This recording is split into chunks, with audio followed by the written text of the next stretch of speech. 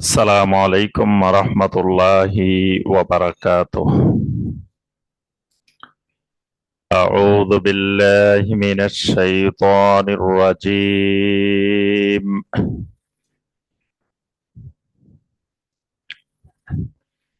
بسم الله الرحمن الرحيم.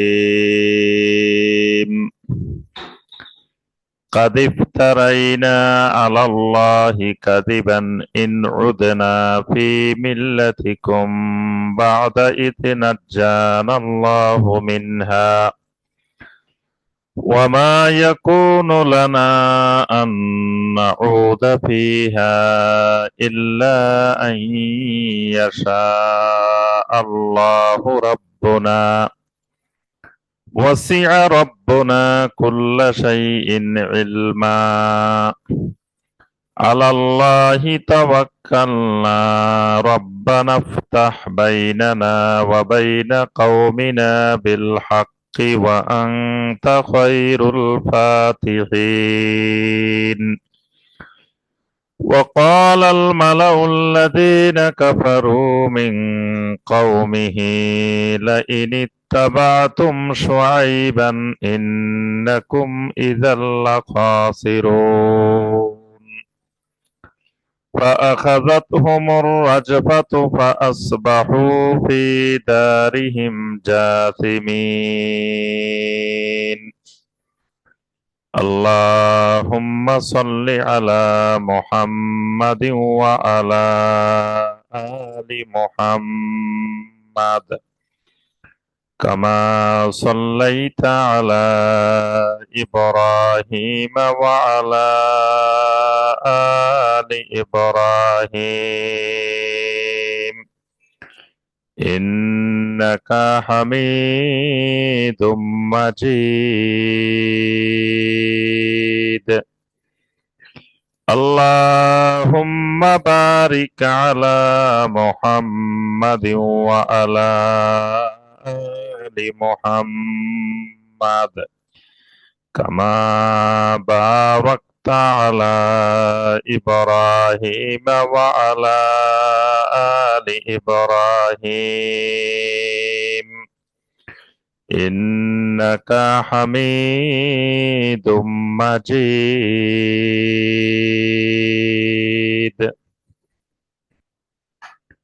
Road to success কর্তৃক আয়োজিত প্রতি মঙ্গলবারের দ্বীনি হালাকা দ্বীনি মাজলিসে অনলাইন এবং অফলাইনের মাধ্যমে উপস্থিত সম্মানিত দিনদার মুসলিম ভাই এবং বোনেরা, আল্লাহ রাব্বুল আলামিনের দরবারে কোটি কোটি শুকরিয়া যে মহান রাব্বুল আলামিন আমাদেরকে প্রতি মঙ্গলবারের ন্যায় আজকের মঙ্গলবারেও নির্দিষ্ট সময়ে আল্লাহ রাব্বুল আলামিনের নাজিলকৃত কালামে হাকিম থেকে কয়েকটি আয়াতে কারিমার সংক্ষিপ্তভাবে তাফসীর করার এবং শোনার তৌফিক দিয়েছেন। সে মহান রাব্বুল আলামিনের শুকর আদায় করি, সকলে বলি আলহামদুলিল্লাহ। সম্মানিত ভাই ও বোনেরা, আমাদের রোড টু সাকসেসের ধারাবাহিক তাফসীরে বর্তমানে যে সূরা থেকে আমাদের তাফসীর চলছে, সূরাটির নাম হলো সূরা আল আরাফ। সূরা আল আরাফের 4 পর্বের তাফসীরে আমরা ইতিপূর্বে 88 নম্বর আয়াতে কারিমা পর্যন্ত আমরা আলোচনা করেছি। আজকে সূরা আল আরাফের 5ম পর্বের তাফসীরে 89 নম্বর আয়াতে কারিমা থেকে আমাদের তাফসীর হবে ইনশাআল্লাহ। ইতিপূর্বে আমরা এই আয়াতে কারিমাগুলোর মধ্যে যে বিষয়টি আমরা দেখেছি, যেহেতু সূরা আল আরাফ এই সূরাটি মাক্কি সূরা, মাক্কি সূরার যে বৈশিষ্ট্য, সেই বৈশিষ্ট্যের আলোকে এই সূরাটির মধ্যে আল্লাহ রাব্বুল আলামিন আল্লাহ সুবহানাহু ওয়া তাআলার তাওহীদ সম্পর্কে আলোচনা করেছেন, নবী সাল্লাল্লাহু আলাইহি ওয়াসাল্লামের রিসালাত সম্পর্কে কুফফারদের মুশরিকদের যে সকল আপত্তি ছিল সেই আপত্তিগুলো খণ্ডন করেছেন এবং পূর্বেকার নবীদের আম্বিয়া আলাইহিমুস সালামদের দাওয়াতের সংক্ষিপ্ত ইতিহাস আল্লাহ রাব্বুল আলামিন এই সূরাটির মধ্যে তুলে ধরেছেন। এখানে একটি বিষয় লক্ষণীয়, সমস্ত আম্বিয়া আলাইহিমুস সালাম এই সূরার মধ্যে একের পর এক আল্লাহ রাব্বুল আলামিন বিশিষ্ট কয়েকজন নবীর দাওয়াতের ইতিহাস বর্ণনা করেছেন। প্রথমে আল্লাহ রাব্বুল আলামিন শুরু করেছেন নূহ আলাইহিস সালামের দাওয়াতের ইতিহাস দিয়ে, এরপরে নূহ আলাইহিস সালামের পরে হুদ আলাইহিস সালামের বর্ণনা আল্লাহ পাক করেছেন, এরপরে আল্লাহ সুবহানাহু ওয়া তাআলা সালেহ আলাইহিস সালামের দাওয়াতের ইতিহাস বর্ণনা করেছেন, এরপরে আল্লাহ রাব্বুল আলামিন লূত আলাইহিস সালামের দাওয়াতের ইতিহাস বর্ণনা করেছেন, এরপরে শুআয়ব আলাইহিস সালামের দাওয়াতের বর্ণনা আল্লাহ রাব্বুল আলামিন তুলে ধরেছেন। সমস্ত আম্বিয়া আলাইহিমুস সালামের দাওয়াতের ধরন, দাওয়াতের ভাষা একই রকম ছিল, মানে সমস্ত নবীরা পৃথিবীতে এক দাওয়াতেই দিয়েছেন এবং প্রত্যেকের দাওয়াতের বিষয়বস্তু ছিল আল্লাহ রাব্বুল আলামিনের তাওহীদ। তাওহীদের বাহিরে, তাওহীদের পরে যেই নবী যে কওমের কাছে দাওয়াত দিয়েছেন ওই কওমের মৌলিক যেই বিষয়গুলোতে সমস্যা ছিল, অর্থাৎ যে বিষয়গুলোতে তারা বেশি বেশি আল্লাহর নাফরমানি করত, ওই বিষয়গুলোকে আম্বিয়া আলাইহিমুস সালাম তুলে ধরেছেন। কিন্তু প্রথমের দাওয়াতটাই হলো আল্লাহ রাব্বুল আলামিনের তাওহীদ। আবার তাওহীদের ক্ষেত্রে সমস্ত নবীরা মূলত তাওহীদুল উলুহিয়া, তাওহীদুল উলুহিয়াকেই সবচেয়ে বেশি প্রাধান্য দিতেন। এখানে আল্লাহ রাব্বুল আলামিন এই নবীদের বিষয়গুলো বর্ণনা করেছেন ইতিহাস জানার জন্য না, মানে কোরআনে কারীম কোনো ইতিহাসের কিতাব না। এখানে আল্লাহ রাব্বুল আলামিন ওই আম্বিয়া আলাইহিমুস সালামের দাওয়াতের যে ইতিহাস, যে বর্ণনাটুকু এসেছে তার ভিতর থেকে এই উম্মতের যারা দাঈ ইলাল্লাহ হবে, তো দাঈ ইলাল্লাহর কাজটা তো নবীওয়ালা কাজ, আম্বিয়া আলাইহিমুস সালামের কাজ। তাহলে ওই নবীরা কিভাবে দাওয়াত দিতেন, কোন বিষয়ের দাওয়াত দিতেন, কোন বিষয়টাকে সবার আগে প্রাধান্য দিতেন, এবং নবীদের দাওয়াতের পরে তাদের কওম থেকে কি কি আপত্তি আসতো, এই বিষয়গুলো শিক্ষা নেওয়ার জন্যই আল্লাহ রাব্বুল আলামিন এই কথাগুলো এখানে বর্ণনা করেছেন। এবং ওই আম্বিয়া আলাইহিমুস সালামের দাওয়াতের প্রতি উত্তরে কওমের লোকেরা যে কথাগুলো বলতো, কিয়ামত পর্যন্ত যত জায়গায়, পৃথিবীর যত জায়গায় মানুষ মুমিনেরা দাওয়াত দিবে, ওই 1000 বছর আগের মানুষগুলো যা বলতো, যা করত, ঠিক একই পদ্ধতি তারা অবলম্বন করবে। তাহলে এই সকল ক্ষেত্রে আল্লাহ নবীরা কি করতেন, আল্লাহ নবীরা কিভাবে এগুলো মোকাবেলা করতেন, এই বিষয়গুলোই আল্লাহ রাব্বুল আলামিন মূলত এখানে তুলে ধরেছেন। সর্বশেষ আমরা এখানে যে নবীর দাওয়াতের ইতিহাস আমরা আলোচনা করতেছি তিনি হলেন শুআয়ব আলাইহিস সালাম। শুআয়ব আলাইহিস সালামকে আল্লাহ রাব্বুল আলামিন যেই জনপদে, যে এলাকায় পাঠিয়েছিলেন ওই এলাকাটার নাম হলো মাদিয়ান, মাদিয়ান নগরী। আরেকটা জিনিস খেয়াল রাখতে হবে, এখানে যে নবীদের কথা আল্লাহ পাক বলছেন, এই সমস্ত নবীরা যেই জনপদে আসতেন ওই জনপদটা ওই যুগের মধ্যে, মানে ওই সময়ের মধ্যে নেতৃস্থানীয় কওম, এবং ওই জনপদটা পৃথিবীর সভ্যতার কেন্দ্র। মানে যেমন নূহ আলাইহিস সালাম যে জায়গায় এসেছেন, ওই নূহ আলাইহিস সালামের যুগে ওই জায়গাটা পৃথিবীর কেন্দ্রস্থল, মানে সভ্যতার, আদর্শের, সবকিছুর শিক্ষা দীক্ষা, মানে সব দিক থেকে তারাই পৃথিবীর নেতৃত্ব দিত। আল্লাহ রাব্বুল আলামিন নূহ আলাইহিস সালামকে ওই জায়গায় পাঠিয়েছেন। ঠিক একইভাবে হুদ আলাইহিস সালাম যখন আসলেন, হুদ আলাইহিস সালাম যখন আসলেন আদ জাতির কাছে, ওই আদ জাতি তখন পৃথিবীর মধ্যে নেতৃস্থানীয় কওম। এজন্য আইজও কোন প্রাচীন জিনিস, মূল্যবান জিনিসকে আরবেরা বলে আদি, আরবেরা আদি বলে। তো আদি ওই আদ জাতি থেকে, মানে আদ জাতি এত প্রচলিত, এত প্রসিদ্ধ ছিল যে তারা সমগ্র পৃথিবীতে নেতৃস্থানীয় ছিল। ঠিক একইভাবে সলেহ আলাইহিস সালাম যেই জাতির কাছে আসছেন, সামুদ জাতির কাছে, সামুদ জাতীয় তৎকালীন দুনিয়ার মধ্যে সেরা জাতি। এমনকি ওয়াসামুদ আল্লাযীনা জাবুস সখরা বিল ওয়াদ, পাথর কেটে কেটে তারা ঘর বানাইতো। তাহলে ওই যুগে প্রযুক্তির দিক থেকে, বিজ্ঞানের দিক থেকে, জ্ঞানের দিক থেকে সামুদ জাতি ছিল সবার শীর্ষে। আল্লাহ রাব্বুল আলামিন সেখানে সলেহ আলাইহিস সালামকে পাঠাইলেন। লূত আলাইহিস সালামকে যেই জনপদে পাঠিয়েছেন আল্লাহ রাব্বুল আলামিন, সামুদ উপত্যকায় পাঠিয়েছিলেন। সেই সামুদ উপত্যকায় লূত আলাইহিস সালাম যে উপত্যকায় গিয়েছিলেন, সেই উপত্যকাটা সাদুম উপত্যকা, এটার নাম হলো সাদুম। এই সাদুম উপত্যকাটা, ওই জনপদটা ওই সময়ের মধ্যে পৃথিবীর সবচাইতে সমৃদ্ধ, সবচাইতে অর্থনৈতিকভাবে বিভিন্নভাবে উন্নত ওই এলাকাটা ছিল। ঠিক শুআয়ব আলাইহিস সালামকে আল্লাহ রাব্বুল আলামিন যখন পাঠান, তখন এই মাদিয়ানটা ছিল পৃথিবীর কেন্দ্রভূমি।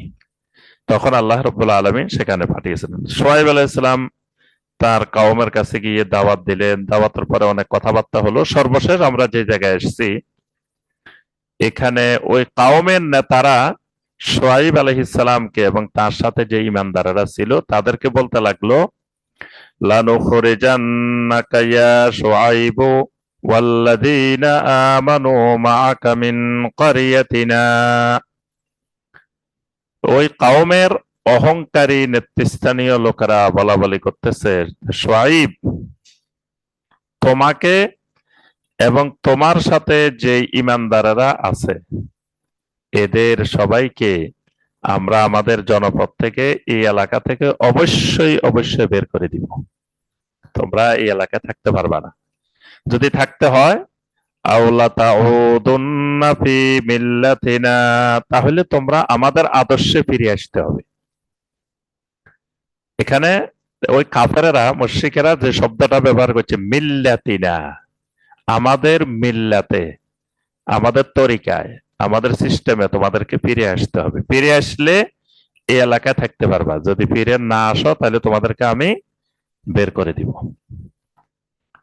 এই জন্য নবী সাল্লাল্লাহু আলাইহি ওয়াসাল্লাম যখন নবুয়ত পেলেন, জিবরিল আলাইহিস সালামকে যখন গারে হেরার মধ্যে দেখে ভয় পেলেন, তিনি ভয় পেয়ে যখন বাড়িতে গেলেন, তখন আম্মাজান খাদিজা রাদিয়াল্লাহু তাআলা আনহা নবী সাল্লাল্লাহু আলাইহি ওয়াসাল্লামকে ওয়ারাকা বিন নওফলের কাছে নিয়ে গেলেন।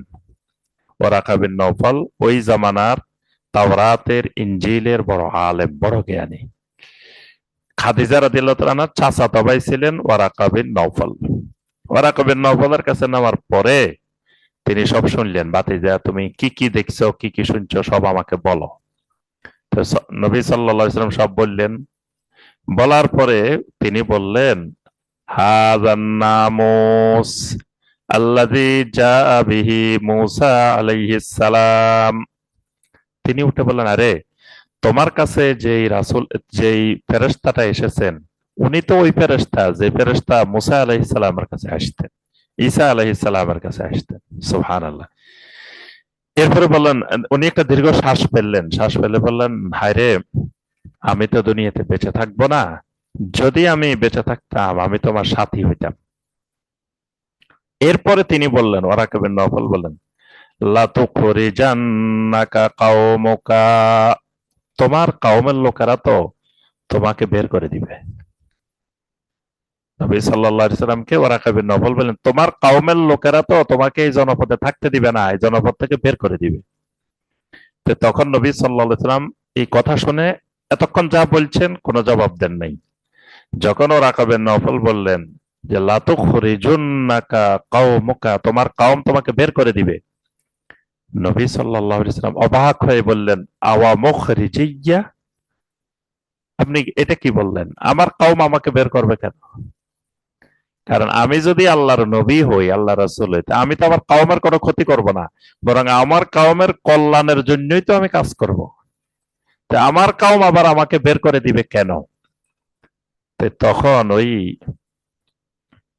এই ওয়ারাকা বিন নওফল বলছিলেন যে এটাই নবীওয়ালা তরিকা, এটাই নবীওয়ালা সুন্নাহ, যে যুগে যুগে যত নবী তোমার মতো এরকম দাওয়াত দিছে, সবাইকে তার কওমের লোকেরা জনপদ থেকে বের করে দিছে। এখানে আল্লাহ রাব্বুল আলামিন এই সব নবীর ঘটনার সাথে সব নবীর কওমের কথাগুলা এই কথাটা বলছেন। যে কওমের লোকেরা উঠে বলতেছে, শুআইব, তোমাকে এবং তোমার সাথে যে কয়জন ইমানদার আছে সবগুলোকে আমরা আমাদের এই এলাকা থেকে বের করে দিব, এই এলাকা থাকা যাবে না। যদি থাকতে হয় আওলা তাউদুন্না ফি মিল্লাতিনা, আমাদের মিল্লাতে ফিরে আসতে হবে। ক্বালা আওয়ালাউ কুন্না কারিহিন, শুআইব আলাইহিস সালাম বলে উঠলেন, আওয়ালাউ কুন্না কারিহিন, আমরা কি তোমাদের কোনো অপছন্দনীয় কাজ করছি নাকি? শুআইব আলাইহিস সালাম অবাক হয়ে গেলেন যে আমরা কি এমন কোন কাজ করছি যে কাজটা তোমাদের কাছে অপছন্দনীয়? এরকম তো কিছু করি নাই, তাহলে আমরা জনপদ থেকে বের হব কেন? কাদিফ তারাইনা আলাল্লাহি কাদিবান ইন উদনা ফি মিল্লাতিকুম, যদি আমরা তোমাদের মিল্লাতে ফিরে যাই, ইন উদনা ফি মিল্লাতিকুম, যদি আমরা ফিরে যাই তোমাদের মিল্লাতে, তোমাদের মিল্লাতটা হলো কুফরি মিল্লাত, শিরিকি মিল্লাত। এই শিরিকি আদর্শে, কুফরি আদর্শে যদি আমরা ফিরে যাই, বাদা ইয নাজ্জানাল্লাহু মিনহা, যেই কুফরি থেকে, শিরিক থেকে আল্লাহ রাব্বুল আলামিন আমাদেরকে মুক্তি দিয়েছেন, নাজাত দিয়েছেন, এই নাজাত দেওয়ার পরে যদি আমরা তোমাদের আদর্শে, তোমাদের মিল্লাতে ফিরে যাই, কাদিফ তারাইনা আলাল্লাহি কাদিবান, তাহলে তো আমরা আল্লাহর ব্যাপারে মিথ্যা অপবাদকারী হয়ে যাব। যদি এই কাজটা করি তাহলে আমরা মিথ্যা অপবাদকারীদের অন্তর্ভুক্ত হয়ে যাব। মানে আয়াতের অর্থটা করতে হবে পিছন থেকে, শেষ দিক থেকে সামনের দিকে। আরবি ভাষার একটা নিয়ম হলো, মানে আরবি ভাষার প্রথম অংশের অনুবাদ করতে হয় শেষে, শেষ অংশের অনুবাদ করতে হয় আগে। তা আল্লাহ রাব্বুল আলামিন এখানে যেই শুআইব আলাইহিস সালামের কথাটা তুলে দিচ্ছেন, এটার অনুবাদ শুরু হবে এখান থেকে, ইন উদনা ফি মিল্লাতিকুম, যদি আমরা তোমাদের মিল্লাতে ফিরে যাই, বাদা ইয নাজ্জানাল্লাহু মিনহা, আল্লাহ রাব্বুল আলামিন আমাদেরকে ওই কুফরি, ওই শিরিকি মিল্লাত থেকে, আদর্শ থেকে মুক্তি দেওয়ার পরে, কাদিফ তারাইনা আলাল্লাহি কাযিবান, তাহলে আমরা আল্লাহর উপরে মিথ্যা অপবাদকারী হয়ে যাব। ওয়ামা ইয়াকুনু লানা আন নাউদা ফিহা ইল্লা আন ইয়াশা আল্লাহু রাব্বুনা, ওয়ামা ইয়াকুনু লানা আন নাউদা ফিহা, কোনদিন সম্ভব নয়, এটা কখনো হইতে পারে না, ওয়ামা ইয়াকুনু লানা, এটা কোনদিন আমাদের জন্য হইতে পারে না, আন নাউদা ফিহা, আমরা তোমাদের মিল্লাতে ফিরে যাব, এটা কোনদিন সম্ভব না। তবে ইল্লা আইয়াশা আল্লাহু রাব্বুনা, তবে আমাদের রব আল্লাহ রাব্বুল আলামিন যদি চান তাহলে আমাদের কিছু করার থাকবে না। মানে আমরা তো চাই ইমানের উপরে থাকতে, আল্লাহ যদি না রাখেন তাহলে আমি চাইলেও ইমানের উপরে থাকতে পারবো না। এজন্য ইমানের সাথে ইনশাআল্লাহ ব্যবহার করতে হয়। আহলুস সুন্নাহ ওয়াল জামাতের আকীদা হলো ইমানের সাথে ইনশাআল্লাহর ব্যবহার করতে, যে আমার ইমান আছে ইনশাআল্লাহ। কেন? কারণ আমি তো ইমানের উপরে থাকতে চাই, কিন্তু আমার আল্লাহ চাইতে হবে, আমার আল্লাহ না চাইলে থাকতে পারবো না। দেখেন শুআইব আলাইহিস সালামের প্রত্যেকটা কথা, এক একটা বাক্য মণিমুক্তার মতো। শুআইব আলাইহিস সালামের প্রত্যেকটা কথার মধ্যে আকীদা লুকায়িত আছে, তাওহীদ লুকায়িত আছে। সোহাইব আলাইহিস সালাম বলতেছেন যে যদি আমরা ফিরে তো কখনো যাব না, অসম্ভব জিনিস, তবে ইল্লা আইয়াশা আল্লাহু রাব্বুনা, যদি আল্লাহ রাব্বুল আলামিন চান তাহলে আমাদের কিছু করার থাকবে না। ওয়াসিআ রাব্বুনা কুল্লা শাইইন ইলমা, যিনি আমাদের রব তিনি প্রত্যেকটি জিনিসের উপরে তার এলেম বিস্তৃত হয়ে আছে। আমাদের রবের এলেম একেবারে প্রত্যেকটি জিনিসের উপর, প্রত্যেকটি বস্তুর উপরে ওয়াসিআ, প্রশস্ত হয়ে আছে।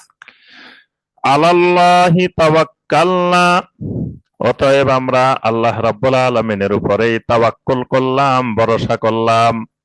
রব্বানা ইফতাহ বাইনানা ওয়া বাইনা কওমিনা বিল হক, এজন্য তাওহীদের উপরে থাকতে হইলে আল্লাহর কাছে সবসময় দোয়া করতে হয়, সব সময় দোয়া অব্যাহত রাখতে হবে। রব্বানা লা তুজিগ কুলুবানা বা'দা ইয হাদাইতানা ওয়া হাব লানা মিন লাদুনকা রাহমা ইন্নাকা আনতাল ওয়াহ্হাব। দোয়া করতে হবে ইয়া মুসাব্বিতাল কুলুব সাব্বিত কুলুবানা আলা তাআতিক ইয়া মুসাররিফাল কুলুব সররিফ কুলুবানা ইলা দীনিক। এভাবে আল্লাহর কাছে সবসময় মানে তাওহীদের উপরে, ঈমানের উপরে থাকার জন্য দোয়া করতে হবে। তো দেখেন এই যে শুআয়ব আলাইহিস সালাম এবং তার সাথে ঈমানদাররা যখন দেখলো জনগণেরা, এবং জনগণ যে সেই জনগণ না, তার কওমের নেতৃস্থানীয় লোকেরা যখন তাদেরকে এরকম চাপ দিচ্ছে, তখন আল্লাহর কাছে ধর্ণা দিচ্ছে, আল্লাহর কাছে বলতেছে রব্বানা ইফতাহ বাইনানা ওয়া বাইনা কওমিনা বিল হক। রব্বুল আলামিন, এই যে যত দোয়া আছে কোরআনে, রব্বানা রব্বানা আতিনা ফিদ দুনিয়া হাসানা ওয়া ফিল আখিরাতি হাসানা ওয়া কিনা আযাবান নার। রব্বানা, রব্বানা দিয়ে কেন? তাওহীদুর রুবুবিয়্যাত, তাওহীদুর রুবুবিয়্যাত দিয়ে দোয়া না করলে দোয়া কবুল হবে না। এজন্য দেখেন সাইয়্যিদুল ইস্তিগফার, সাইয়্যিদুল ইস্তিগফার আল্লাহুম্মা আনতা রাব্বি, প্রথমে তাওহীদুর রুবুবিয়্যাত, আল্লাহুম্মা আনতা রাব্বি লা ইলাহা ইল্লা আনতা, লা ইলাহা ইল্লা আনতা হলো তাওহীদুল উলুহিয়্যাত। এভাবে তাওহীদের বিষয় বর্ণনা করে তারপরে দোয়া। এই জন্য কোরআনের প্রত্যেকটা দোয়ার শুরুতে আল্লাহ পাক শিখেছেন রব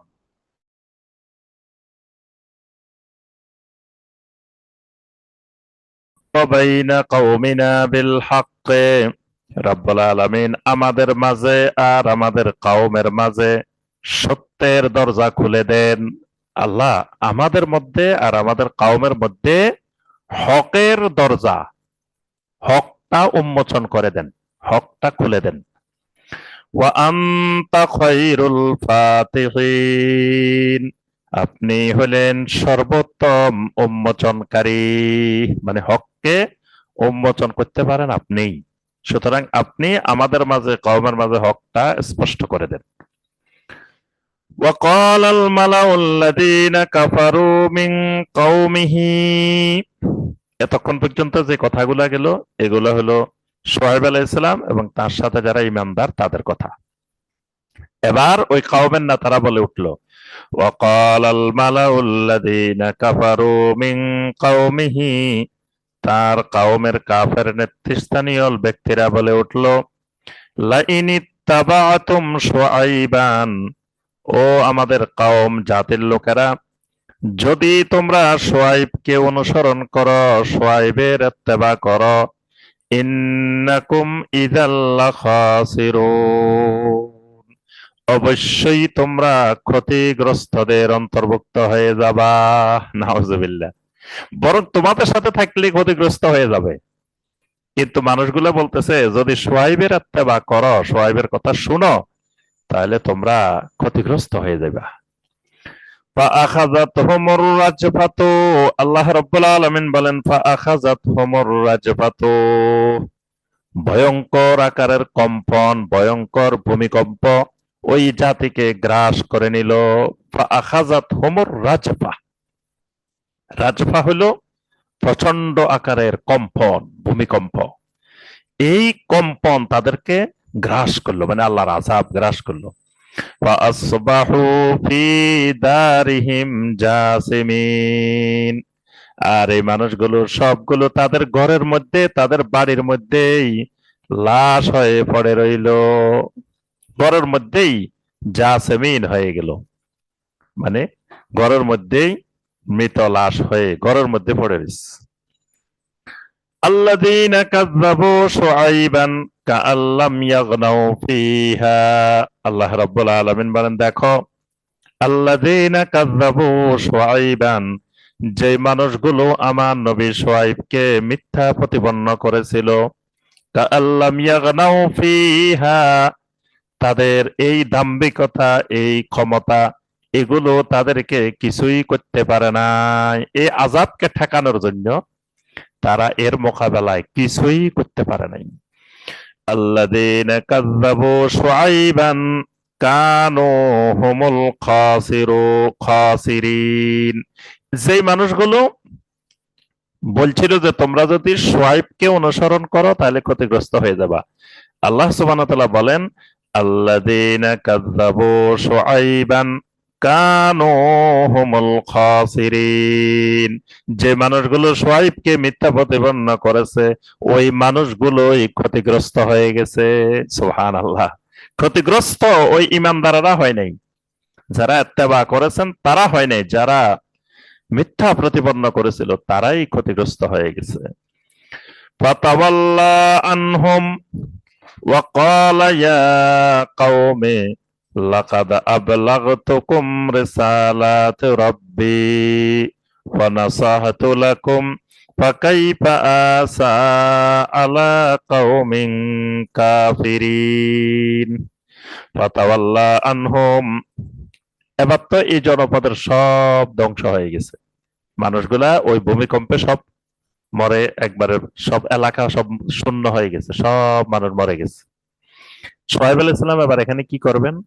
শুআয়ব আলাইহিস সালাম এর জন্য এই এলাকা ছেড়ে চলে গেছেন।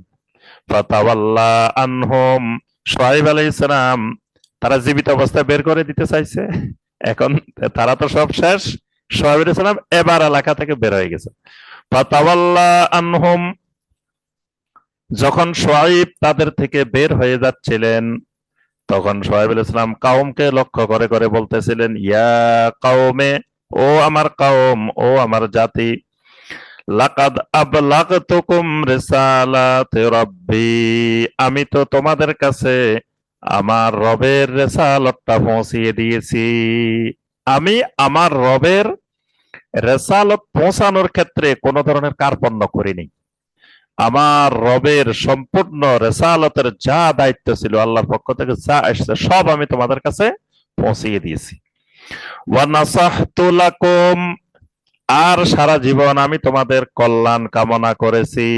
আমি সবসময় তোমাদের কল্যাণ কামনা করেছি, কোনোদিন তোমাদের অকল্যাণ কামনা করিনি। ফাকাইফা আসা আলা কওমিন কাফিরিন, আর এখন আমি কেমন করে আফসোস করতে পারি এই কাফের জাতির জন্য। মানে কথাটা এইভাবে বলেন নাই যে আমি তোমাদের জন্য কোনো আফসোস করি না, এটা বলেন নাই। আফসোস করি, তোমাদের জন্য অনেক কল্যাণ কামনা করছি, কিন্তু যেই জাতি কাফের হয়ে যায় সেই জাতির উপরে কেমন করে আমি আফসোস করতে পারি, কেমন করে দুঃখ প্রকাশ করতে পারি। এজন্য কুফরির কুফরির ব্যাপারে, মানে কুফরির বা যে লোক কুফরি করে তাকে সরাসরি মানে সমবেদনা প্রকাশ করা, শুভেচ্ছা জানানো, এগুলো ইসলামে হারাম। মানে কোনো কুফরি জিনিসকে শুভেচ্ছা জানানো, কোনো কুফরি জিনিসের জন্য সমবেদনা প্রকাশ করা, এগুলো ইসলামে হারাম। এটা একটা দলিল। শুআয়ব আলাইহিস সালাম এই তার সামনে আল্লাহর গজবে সব ধ্বংস হয়ে গেছেন, বলে না যে আমি তোমাদের জন্য খুব কান্নাকাটি করতেছি, এই কথা কিন্তু শুআয়ব আলাইহিস সালাম বলেন নাই। এবং যেটা বলছেন এটা একটু বিদ্রূপের স্বরে বলছেন, ফাকাইফা আসা আলা কওমিন কাফিরিন, কাফের কওমের উপরে কেমন করে আমার আফসোস হইতে পারে। ওয়ামা আরসালনা ফি ক্বরিয়াতিন মিন নাবিয়্যিন ইল্লা আখাযনা আহলাহা বিল বাসাই ওয়াদ দাররাই লাআল্লাহুম ইয়াদদাররাউন। এই 94 নম্বর আয়াত থেকে এখানে আল্লাহ রাব্বুল আলামিন আরেকটি গুরুত্বপূর্ণ ঐতিহাসিক কথা আল্লাহ পাক বলছেন। ঐতিহাসিক কথাটা হলো, আল্লাহ নবীরা যখন পৃথিবীতে আসতেন, তো যে জনপদে আসতেন, জনপদের মানুষগুলো থাকতো খুব টাকাওয়ালা, পয়সাওয়ালা, ক্ষমতাশালী। তো আল্লাহ নবীরা আল্লাহর কাছে একটা দোয়া করতেন, আল্লাহ এই জনপদে আপনি একটা দুর্ভিক্ষ লাগাই দেন, একটা অভাব অনটন লাগাই দেন, তাহলে মানুষগুলোর মন নরম হইব। কারণ মানুষ বিপদে পড়লে মানুষের তখন মন একটু নরম হয়। তো নবী রাসূলরা আল্লাহর কাছে বলতেন, আল্লাহ এই মানুষগুলো হেদায়েতের জন্য আপনি একটু এদের মধ্যে দুর্ভিক্ষ দিয়ে দেন, একটু অভাব অনটন দিয়ে দেন, বিপদ মুসিবত দিয়ে দেন। কিন্তু দেখা যেত বিপদ মুসিবতেও সব পরিবর্তন হইলেও ইমানের পরিবর্তন হইতো, বরং তখন আরো বেশি শিরিকি করতো, আরো বেশি কুফরি করতো। এখনো দেখবেন আমাদের দেশে মানুষ বিপদে পড়লে শিরিক আরো বেড়ে যায়, কুফর আরো বেড়ে যায়। তখন ওই শাহজালাল রহমতুল্লাহ আলীকে আরো ডাকা শুরু করে, তখন বিপদে পড়ে আবার আব্দুল কাদের জিলানী রহমতুল্লাহ আলীকে ডাকা শুরু করে, মানে শিরিক কমে না, শিরিক আরো বাড়ে। তো নবী সাল্লাল্লাহু আলাইহি সাল্লাম আল্লাহর কাছে দোয়া করছিলেন, আল্লাহ এই মক্কার এই কাউমকে, এই জাতিটাকে আপনি একটা বিপদ মুসিবত দিয়ে দেন, দুর্ভিক্ষ দিয়ে দেন, দিলে এরা বিপদে পড়লে তখন হয়তো তাওহীদের দিকে ফিরে আসতে পারে। তো এই কথাটা আল্লাহ পাক এখানে তুলে ধরে আল্লাহ জবাব দিচ্ছেন, আসলে আপনি মনে করতেছেন যে অভাব অনটন দিলে চলে আসবো, কিন্তু ইতিহাস এটা বলে না। ওয়ামা আরসালনা ফি ক্বরিয়াতিম মিন নাবিয়্যিন, আমি যেই জনপদে, যেই এলাকায়, যেই নবীকে আমি পাঠিয়েছিলাম, ইল্লা আখাযনা আহলাহা বিল বাসাই ওয়াদ দাররাই, তখন আমি ওই এলাকার অধিবাসীদেরকে বিভিন্ন ধরনের বিপদ আপদ দিয়ে, মুসিবত দিয়ে, অভাব অনটন দিয়ে, ক্ষতিগ্রস্ততা দিয়ে তাদেরকে আমি পাকড়াও করেছিলাম। লাআল্লাহুম ইয়াদদাররাউন, যাতে মানুষগুলো একটু বিনয়ী হয়, মানুষগুলো যাতে একটু অনুতপ্ত হয়। ثم بدلنا مكان السيئة الحسنة حتى عفوا وقالوا قد مس آباءنا الضراء والسراء فأخذناهم بغتة وهم لا يشعرون। আল্লাহ পাক বলেন, যখন আমি এই বিপদ মুসিবত দিছি, সুম্মা বাদদালনা মাকানা সাইয়্যাতিল হাসানাতা, এরপরে ওই খারাপ জায়গাটাকে আমি উত্তম জায়গায় পরিবর্তন করে দিয়েছি। মানে অভাব অনটনটা এক সময় এসে আমি আবার দূর করে দিছি। অভাব অনটনটা সাময়িক সময়ের জন্য দিছি, বিপদটা সাময়িক সময়ের জন্য, যাতে এই সময়ের মধ্যে ফিরে আসে। তো এরপরে যখন দেখি যে না, তারা ফিরে আসে না, আমি আবার তাদেরকে ওই খারাপের জায়গায় কল্যাণ দিয়ে পরিবর্তন করে দিই। হাত্তা আফাও, যাতে মানুষগুলো নিজেদের ভুল বুঝতে পারে, যাতে মানুষগুলো অনুশোচনা করে, যাতে বুঝে যে আল্লাহ আমাদেরকে এই বিপদ দিছিল, আবার বিপদটা দূর করে আমাদেরকে প্রাচুর্য দিয়ে দিয়েছেন। ওয়াকালু কাদ মাসসা আবাআনা আদ-দাররাউ ওয়াস-সাররাউ, তখন তারা বলে ওঠে, এরকম বিপদ আপদ আমাদের বাপ দাদা পূর্বপুরুষের মধ্যে কত আসছে, কত গেছে, এগুলো স্বাভাবিক জিনিস। আল্লাহ পাক বলেন, তখন তারা বলে কাদ মাসসা আবাআনা, এরকম বিপদ আপদ, অভাব অনটন আমাদের পূর্বপুরুষদের মধ্যেও অনেক এসেছিল। আদ-দাররাউ ওয়াস-সাররাউ, এরকম বিপদ আপদ, অভাব অনটন, আবার সচ্ছলতা, এগুলো একটা স্বাভাবিক পরিক্রমা, এগুলো এমনি আসে যায়। فأخذناهم بغتة وهم لا يشعرون, এরপরে আমি তাদেরকে হঠাৎ করে পাকড়াও করেছি। فأخذناهم بغتة, মানে তাদের উপরে আমি আযাবটা নাজিল করছি একেবারে হঠাৎ করে। ওয়াহুম লা ইয়াশউরুন, তারা টেরও পায় নাই, উপলব্ধিও করতে পারে নাই, বুঝতেও পারে নাই। ওয়ালাউ আন্না আহলাল কুরা আমানু ওয়াত্তাকাও লাফাতাহনা আলাইহিম বারাকাতিম মিনাস সামাই ওয়াল আরদ ওয়ালাকিন কাযযাবু ফাআখাযনাহুম বিমা কানু ইয়াকসিবুন। এখানে আল্লাহ রাব্বুল আলামিন একটা যুগান্তকারী কথা বলছেন, যে যুগে যুগে আল্লাহ পাক জমিনে বরকত দেওয়ার জন্য শর্ত দিয়েছেন, দুইটা শর্ত। একটি শর্ত হলো ঈমান, আর একটা শর্ত হলো তাকওয়া। যদি কোনো ব্যক্তির মধ্যে ঈমান আর তাকওয়া থাকে, ওই ব্যক্তির মধ্যে আল্লাহ বরকত দিয়ে দিবেন। যদি কোনো পরিবারের মধ্যে ঈমান আর তাকওয়া থাকে, ওই পরিবারে আল্লাহ বারাকা দিয়ে দিবেন। যেই সমাজে, যে রাষ্ট্রে, যেখানে ঈমান আর তাকওয়া এই দুইটা থাকবে, সেখানে আল্লাহ রাব্বুল আলামিন বারাকা দিবেন। এজন্য বারাকা পাওয়ার বড় মাধ্যম একটা ঈমান আর একটা তাকওয়া। ঈমান একটা বরকতময় আমল, ইবাদত। ঈমানটা একটা ইবাদত, সারা ইবাদত, মানে শীর্ষ ইবাদত হলো ঈমান। তো ঈমান আর তাকওয়া, ঈমান আর তাকওয়া যখন একসাথে আসবে, তখন ঈমান বলতে বোঝাবে আকীদা, তাকওয়া বলতে বোঝাবে আমল। তাকওয়া মানে এখানে আমল, মানে তাকওয়া বলতে মূলত আমল হলো সব আমলগুলা না। স্বাভাবিকভাবে তাকওয়া বলতে বোঝানো হয় ফরজ আমলগুলা এবং হারাম থেকে বেঁচে থাকা, হারামগুলা থেকে বেঁচে থাকা, আর ফরজ ইবাদত গুলো করা, এটার নাম তাকওয়া। এজন্য সূরা আল মায়েদার ৩৫ নম্বর আয়াতে আল্লাহ পাক শুধু তাকওয়া সফলতার জন্য যথেষ্ট বলেন নাই, এর সাথে আরো একটা জিনিস আল্লাহ যোগ করছেন। ইয়া আইয়ুহাল্লাযীনা আমানুত্তাকুল্লাহা ওয়াবতাগু ইলাইহিল ওয়াসিলা ওয়াজাহিদু ফি সাবিলিহি লাআল্লাকুম তুফলিহুন। লাআল্লাকুম তুফলিহুন, তোমরা সফল হবে। সফল হওয়ার জন্য 4টি কাজ। 1 নম্বর কাজ ইয়া আইয়ুহাল্লাযীনা আমানু, ঈমান। 2 নম্বর কাজ ইত্তাকুল্লাহ, তাকওয়া। 3 নম্বর কাজ ওয়াবতাগু ইলাইহিল ওয়াসিলা, যেটা আমাদের দেশে পীর ধরার দলিল। ওয়াবতাগু ইলাইহিল ওয়াসিলা। তো এখন তাকওয়ার সাথে ওয়াবতাগু ইলাইহিল ওয়াসিলা কেন? এখানে মুফাসসিরিনে কেরাম বলছেন, তাকওয়া হইল ফরজ ইবাদত করা, হারাম থেকে দূরে থাকা। আর ওয়াবতাগু ইলাইহিল ওয়াসিলা হইল সুন্নাত নফল ইবাদত বেশি বেশি করা, এর সাথে মাকরুহ কাজ থেকেও দূরে থাকা। ওইটা হলো ওয়াবতাগু ইলাইহিল ওয়াসিলা। ওয়াবতাগু ইলাইহিল ওয়াসিলা মানে তাকাররাবু ইলাইহি বিতাআতিহি বিল আমলে বিমা ইয়ারদিহি। তাফসিরে তবারি, তাফসিরে ইবনে কাসির, এগুলোতে বলা হয়েছে যে ওয়াবতাগু ইলাইহিল ওয়াসিলার অর্থ হলো তাকাররাবু ইলাইহি, তোমরা আল্লাহর নিকটবর্তী হয়ে যাও। কিভাবে? বিল আমল, আমলের মাধ্যমে। কোন আমল? বিমা ইয়ারদিহি, যে আমলগুলো করলে আল্লাহ রাব্বুল আলামিন সন্তুষ্ট হন, খুশি হন। তার অর্থ হলো এগুলা হলো নফল ইবাদত। সূরা আল মায়েদার ৩৫ নম্বর আয়াত। তো নফল ইবাদত কেন? নফল ইবাদত মুফাসসিরিনে কেরাম বলেন, কিয়ামতের ময়দানে সর্বপ্রথম হিসাব হবে সালাতের। নবী সাল্লাল্লাহু আলাইহি ওয়াসাল্লামের হাদিস, সহিহ মুসলিমের হাদিস।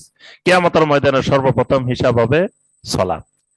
এখন দেখা গেল ফাইনিন তাকাসা মিন ফারিদাতিহি শাইআন, কোন ব্যক্তির ফরজ সালাতে ঘাটতি দেখা দিছে, তখন আল্লাহ রাব্বুল আলামিন বলবেন উনজুরু হাল্লি আব্দি মিন তাতাওয়ুন, আমার এই বান্দার কোন সুন্নত নামাজ আছে কিনা, ফরজ নামাজ আছে কিনা, এটা খেয়াল করা। থাকলে ফায়ুকাম্মালু মিন হাযা, আল্লাহ রাব্বুল আলামিন ওই সুন্নত নফল দিয়ে ফরজের ঘাটতিটা পূরণ করে দিবেন।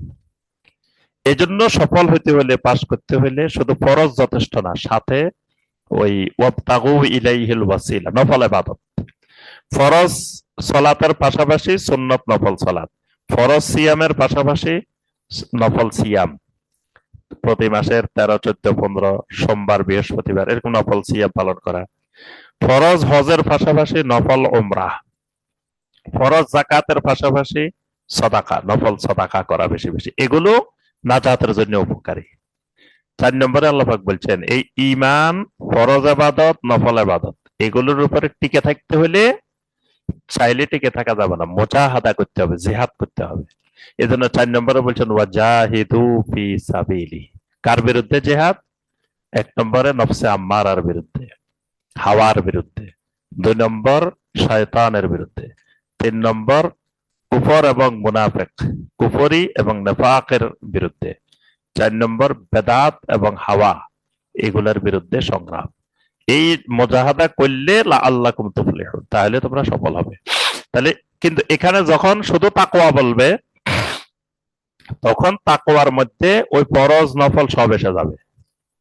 আর ঈমান আর তাকওয়া যদি একসাথে আসে, তখন ঈমান বলতে আকীদার অংশকে বোঝাবে, তাকওয়া বলতে আমলের অংশকে বোঝাবে। আল্লাহর ওলি হওয়ার জন্য দুটা শর্ত, ঈমান আর তাকওয়া। সূরা ইউনূসের ৬২ এবং ৬৩ নম্বর আয়াত, আলা ইন্না আউলিয়া আল্লাহি লা খাউফুন আলাইহিম ওয়ালা হুম ইয়াহজানুন। জেনে রাখো, যারা আউলিয়া উল্লাহ, আল্লাহর ওয়ালি, আল্লাহর বন্ধু, লা খাউফুন আলাইহিম, তাদের কোনো ভয় নাই। কিসের ভয় নাই? ফিমা ইয়াস্তাকবিলুনাহু, মানে মৃত্যুর পরে যতগুলা ঘাটি আসবে, এখানে কোনো তার ভয় নেই। আর ওয়ালা হুম ইয়াহজানুন, কোনো চিন্তা পেরেশানি নেই। কিসের থেকে? ফিমা ইয়াতরুকুনাহু, দুনিয়াতে যা কিছু রেখে গেছে, যাদেরকে রেখে গেছে, এদের জন্য কোনো চিন্তা পেরেশানি নেই।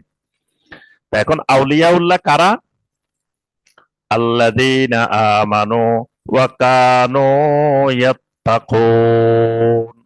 ওই সূরা ইউনূসের ৬২ 63 নম্বর আয়াত, যে আল্লাযীনা আমানু ওয়া কানু ইয়াত্তাকুন, যারা ঈমানদার এবং যারা মুত্তাকিন, তাকওয়া আছে। ঈমান আর তাকওয়া এই দুইটাই হলো আল্লাহর ওলি হওয়ার কাজ। এই দুইটা থাকলে তারা আউলিয়াউল্লাহ। তো এখানে আল্লাহ রাব্বুল আলামিন বলছেন, ওয়ালাউ আন্না আহলাল কুরা আমানু ওয়াত্তাকাও, যদি জনপদের অধিবাসীরা ঈমান আনে, কোন জনপদের, কোন এলাকার, কোন দেশের মানুষ যদি ঈমানদার হয়ে যায়, ওয়াত্তাকাও, তাকওয়া অবলম্বন করে, লাফাতাহনা আলাইহিম বারাকাতিম মিনাস সামাই ওয়াল আরদে, তাহলে অবশ্যই আমি তাদের জন্য আসমান জমিনের বরকতের দরজা সমূহ খুলে দিব। সুবহানাল্লাহ। খালি খুলে দিব না, আল্লাহ বলছেন লাফাতাহনা, অবশ্যই আমি খুলে দিব। তাকে দিলাম, তাকে দিয়ে বলছেন লাফাতাহনা, অবশ্যই আমি খুলে দিব, আলাইহিম, ওই জনপদের মানুষের জন্য, বারাকাতিম মিনাস সামাই ওয়াল আরদ, আসমান থেকেও বরকত আসতে থাকবে, জমিন থেকেও বরকত আসতে থাকবে, দুই দিকের বরকতের দরজা খুলে দিব। সুবহানাল্লাহ। ওয়ালাকিন কাযযাবু, কিন্তু জনপদের মানুষেরা ঈমানও আনে না, তাকওয়াও অবলম্বন করে না, খালি আমার আয়াত, আমার নবী, আমার রাসূলদেরকে মিথ্যা প্রতিপন্ন করে। ফাআখাযনাহুম বিমা কানু ইয়াকসিবুন, তারা যা কামাই করে এটার বিনিময়ে আমি তাদেরকে আযাব দিয়ে পাকড়াও করি। বরকত দেওয়ার পরিবর্তে আযাব নাজিল হয়, আসমান জমিন থেকে আযাব নাজিল হয়, কারণ তারা ঈমানও আনে না, তাকওয়া অবলম্বন করে না। আফা আমিনা আহাদুল কুরা আন ইয়াতিয়াহুম বা'সুনা বায়াতাও ওয়া হুম নাইমুন, জনপদের অধিবাসীরা কি নিরাপদ হয়ে গেছে? আফা আমিনা আহলুল কুরা, আল্লাহ পাক প্রশ্ন করে বলতেছেন, এই জনপদের অধিবাসীরা কি তাদের নিজেদেরকে এত নিরাপদ মনে করতেছে? আন ইয়াতিয়াহুম বা'সুনা বায়াতান, আমার বিপদ এসে যাবে, আযাব এসে যাবে রাত্রিবেলায়, ওয়া হুম নাইমুন, তাদের ঘুমন্ত অবস্থায়, মানে তারা ঘুমন্ত অবস্থায় আমার আযাব এসে যেতে পারে। পৃথিবীর কত জায়গায় ঘুমন্ত অবস্থায় ভূমিকম্প এসে সব ধ্বংস হয়ে যাচ্ছে, তো তারা কি এটা থেকে নিরাপদ মনে করে? অর্থাৎ এটা থেকে তারা নিরাপদ না। আওয়া আমিনা আহলুল কুরা আন ইয়াতিয়াহুম বা'সুনা দুহাও ওয়া হুম ইয়ালআবুন, তারা কি এটা থেকেও নিরাপদ মনে করে যে দিনের বেলায় আমার আযাব এসে যাবে যখন তারা খেলাধুলায় মত্ত আছে? এখানে খেলাধুলা মানে শুধু ওই বাস্তবিক অর্থে খেলাধুলা না, মানে আল্লাহর দিন বাদ দিয়ে দুনিয়া উপভোগে মত্ত আছে, এরকম অবস্থায় বিপদ এসে যাবে না, এটা থেকে কি তারা নিশ্চিন্ত হয়ে গেছে? আফা আমিনু মাকরাল্লাহ ফালা ইয়াবানু মাকরাল্লাহি ইল্লাল কওমুল খাসিরুন। আফা আমিনু মাকরাল্লাহ, আল্লাহর দরা থেকে তারা কি নিজেদেরকে নিরাপদ মনে করে? ফালা ইয়ামানু মাকরাল্লাহি ইল্লাল কওমুল খাসিরুন, ক্ষতিগ্রস্ত জাতি ছাড়া আর কেউ আল্লাহর ধরা থেকে নিজেকে নিরাপদ মনে করতে পারে না। মানে আল্লাহ রাব্বুল আলামিন যে কোনো সময় বান্দাকে ধরাশায়ী করতে পারেন, পাকড়াও করতে পারেন। এটা থেকে ক্ষতিগ্রস্ত জাতি ছাড়া আর কেউ নিজেকে নিরাপদ মনে করে না। আল্লাহর একটা সিফাত হলো মাক্কার আল্লাহ। মাকার, মাকার মানে আল্লাহ ধরেন, শক্ত করে ধরেন, পাকড়াও করেন। কোন ষড়যন্ত্র করলে আল্লাহর বিরুদ্ধে, আল্লাহর দ্বীনের বিরুদ্ধে, আল্লাহর কিতাবের বিরুদ্ধে, আল্লাহর নবীর বিরুদ্ধে, আল্লাহর দায়ীর বিরুদ্ধে, আল্লাহ এটার বিরুদ্ধে এই ষড়যন্ত্র প্রতিহত করেন। কিন্তু আল্লাহর নামের মধ্যে কিন্তু এটা নাই। আল্লাহর যতগুলা নাম আছে, আল্লাহর কোন নামের মধ্যে মাকের, আল্লাহ ধরাশায়ী করেন, এই নামটা নাই। কেন নাই? ওয়ালিল্লাহিল আসমাউল হুসনা ফাদউহু বিহা। আল্লাহ বলেন আমার যতগুলা নাম আছে সব নাম সুন্দর। এই নামটা সুন্দর হয় না, কাজটা আল্লাহ করেন কিন্তু নামটা সুন্দর না। এই জন্য আল্লাহ নিজের নাম রাখেন নাই। এটা আল্লাহর নাম, নামের মধ্যে এটা নাই, কিন্তু কাজের মধ্যে আছে এটা আল্লাহর। এই জন্য অনেক কাজ আল্লাহ করেন কিন্তু আল্লাহ এগুলোর নাম রাখেন নাই। নামগুলোকে রাখছেন হোসনা, মানে সুন্দর সুন্দর নাম। আওয়ালাম ইয়াহদি লিল্লাযীনা ইয়ারিসুনাল আরদা মিন বাদি আহলিহা আল্লাউ নাশাউ আসাবনাহুম বিযুনুবিহিম ওয়া নাতবাউ আলা কুলুবিহিম ফাহুম লা ইয়াসমাউন। আওয়ালাম ইয়াহদি লিল্লাযীনা ইয়ারিসুনাল আরদা মিন বাদি আহলিহা, মানে এক জনপদের কোন আহালকে, কোন অধিবাসীকে আমি ধ্বংস করে দেওয়ার পরে যাদেরকে জমিনের উত্তরাধিকারী বানাই, যাদেরকে ওয়ারিস বানাই, ওই ওয়ারিসেরা কি যে এটা থেকে শিক্ষা গ্রহণ করে না? আওয়ালাম ইয়াহদি, আল্লাহ প্রশ্ন, আওয়ালাম ইয়াহদি, তারা কি শিক্ষা গ্রহণ করে না? তারা কি হেদায়েত নেয় না? কিসের থেকে? লিল্লাযীনা ইয়ারিসুনাল আরদা মিন বাদি আহলিহা, ওই জনপদের মানুষগুলোকে ধ্বংস করার পরে যাদেরকে আমি জমিনের ওয়ারিস বানাইলাম। আল্লাহু নাশাউ আসাবনাহুম বিযুনুবিহিম, যে আমি আল্লাহ চাইলে তাদের গুনাহের কারণে তাদেরকে আমি পাকড়াও করে দিতে পারি। মানে তারা যে জমিনে থাকে, যে জমিনের উত্তরাধিকারী পেয়েছে, তারা কি এটা কল্পনা করে না যে আমার আগে যারা ছিল তাদেরকে আল্লাহ কিভাবে ধ্বংস করে দিয়েছেন? যেমন আমরা এই জমিনে থাকি, এই জমিনে একসময় নূহ আলাইহিস সালামের কওম ছিল, তাদেরকে আল্লাহ কিভাবে ধ্বংস করে আমাদেরকে জমিনের ওয়ারিস বানাইছেন। এই জমিনে হুদ আলাইহিস সালামের কওম আদ জাতীয় ছিল, এই জমিনে সামুদ জাতীয় ছিল, শুআয়ব আলাইহিস সালামের কওম ছিল, এই জমিনে আরো কত জাতি ছিল, আল্লাহ তাদেরকে ধ্বংস করে করে আমাদেরকে জমিনের ওয়ারিস বানাইছেন। এরা কি নিরাপদ মনে করে যে আমি আল্লাহ চাইলে যে কোনো সময় তাদের অপরাধের কারণে তাদেরকে পাকড়া করতে পারি না? ওয়া নাতবাউ আলা কুলুবিহিম, আমি আল্লাহ চাইলে তাদের অন্তরের উপরে চাপও মেরে দিতে পারি, মোহরও মেরে দিতে পারি। ফাহুম লা ইয়াসমাউন, এই মোহরটা মেরে দিলে তখন আর সে কিছু শুনে না। কি শুনে না? দুনিয়াবী কথা সব শুনে, কিন্তু দ্বীনের কথা আর কিছু শুনে না। তিলকাল কুরা নাকুসসু আলাইকা মিন আম্বাইহা, ও নবী, তিলকাল কুরা, এই যে কতগুলো জনপদ, কতগুলো এলাকার কথা, নাকুসসু আলাইকা মিন আম্বাইহা, ওই এলাকার সংবাদগুলো আমি আল্লাহ আপনার কাছে বর্ণনা করে দিলাম। সুবহানাল্লাহ। মানে এই যে নূহ আলাইহিস সালামের কওমের কথা বললেন, আদ জাতির কওমের কথা, সামুদ জাতির কথা, আদ জাতির কথা, সামুদ জাতির কথা, শুআয়ব আলাইহিস সালামের কওমের কথা, মাদিয়ানের কথা, লূত আলাইহিস সালামের এলাকার কথা, এই যে কতগুলো জনপদের খবর আমি আপনাকে বলে দিলাম। আল্লাহ যদি এগুলা না বলতেন আমরা জানার কোনো মাধ্যম ছিল না, কারণ ওই যুগের কোনো ইতিহাস লেখা নাই আমাদের কাছে। মানে ইতিহাসের বই যেগুলো পাওয়া যায় পৃথিবীতে, এগুলো সর্বোচ্চ আইয়ামে জাহেলিয়াত পর্যন্ত ইতিহাস পাওয়া যায়। কারণ আইয়ামে জাহেলিয়াত পাওয়া যেত না, আইয়ামে জাহেলিয়াত ইসলাম আসার কারণে আইয়ামে জাহেলিয়াতের ইতিহাস পাওয়া যায়। তো তার আগে পৃথিবীতে কি ঘটছে না ঘটছে এগুলো তো আজকে ইতিহাসের কোনো বই থাকতো না। আল্লাহ পাক বলেন আমি যদি কোরআনে এই কথাগুলো, এই ঘটনাগুলো না বলতাম, তো এই কথাগুলো তোমরা জানার কোনো মাধ্যমও তোমাদের কাছে ছিল না। ওয়ালাকাদ জাআতুহুম রুসুলুহুম বিল বায়্যিনাত, এই জনপদগুলোর মধ্যে আমার রাসূলেরা এসেছিল যতগুলা জনপদের কথা, এলাকার কথা তোমাদেরকে বলছি, এদের কাছে আমার রাসূলেরা আসছিল বিল বাইয়িনাত, সুস্পষ্ট দলিল প্রমাণ নিয়ে। তো সুস্পষ্ট দলিল প্রমাণটা কি? তারা আসার সময় একটা কিতাব নিয়ে আসছে আমি আল্লাহর পক্ষ থেকে, তারা মুজিজা নিয়ে আসছে, যেগুলো দেখে দুনিয়ার মানুষ বুঝতে পারে যে উনি আল্লাহর নবী, আল্লাহর রাসূল। ফামা কানু লিয়ুমিনু বিমা কাযযাবু মিন ক্বাবলু, ইতিপূর্বে তাদের মিথ্যা প্রতিপন্ন করার কারণে এই রাসূলদের উপরে তারা ঈমান আনতে পারে নাই।